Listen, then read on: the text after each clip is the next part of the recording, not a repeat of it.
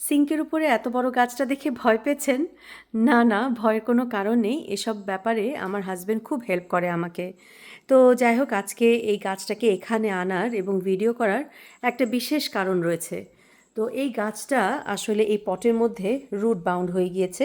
একটা গাছের শিকড় যখন রুট বাউন্ড হয়ে যায় তখন কিন্তু আসলে পানিগুলো ধরে রাখতে পারে না, এবং যখন আমরা পানি দেই সে অল্প পানিতে কিন্তু সবটুকু মাটি ভিজে যায় না।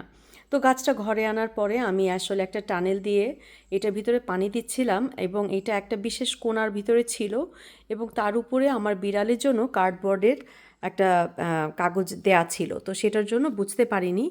তো আমি সবসময় বলি প্রতি মাসে অ্যাটলিস্ট একবার করে হলেও গাছটাকে ভালো করে প্রত্যেকটা গাছকে টেক কেয়ার করতে হবে আলাদাভাবে। এটা বলার বিশেষ কারণ, দেখতেই পাচ্ছেন যে আমার গাছগুলো এরকম খুব হেলদি ছিল।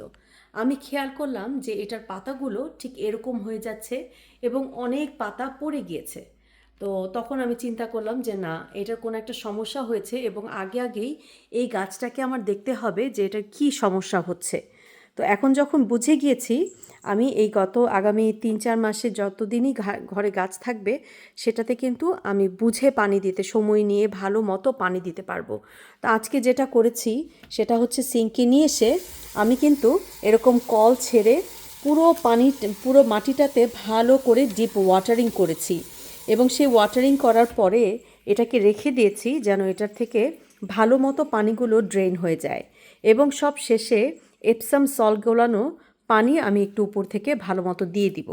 তো এটাতে আমি আরেকটা যেটা কাজ করব সেটা হচ্ছে এই যে সসারের উপরে যখন এটাকে রাখবো তখন প্রতি সপ্তাহে না হলেও ১.৫ থেকে ২ সপ্তাহে একবার করে হলেও আমি উপরে পানি দেওয়া ছাড়াও এই সসারের মধ্যে কিন্তু বেশি করে পানি দিয়ে রাখবো। তাতে এই গাছটার যখনই পানির দরকার হবে নিচে থেকে শিকড়গুলো পানিটা টেনে নিবে। তো আবার যেই গাছের পানি কম লাগবে সেটাতে কিন্তু আপনারা বুঝে কম দিতে হবে। তো আশা করি আপনারা বুঝতে পেরেছেন এবং খেয়াল করবেন সব